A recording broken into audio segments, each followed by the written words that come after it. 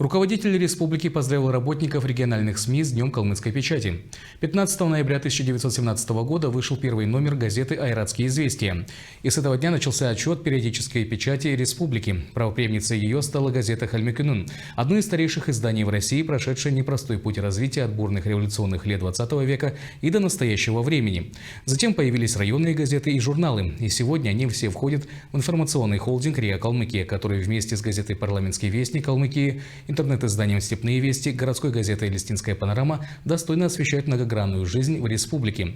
Старейший журнал «Тагингирл» и журналы «Байырта» и «Байыр» выполняют важную функцию социально-культурного направления, продолжая лучшие гуманистические традиции калмыцкой литературы и публицистики, сообщил Хасиков и подчеркнул. Сегодня век информационных технологий, пресса должна отвечать на современные вызовы, которые ставит общество.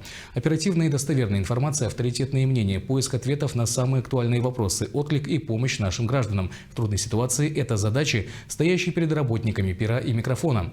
Важнейшая составляющая – это служение народу.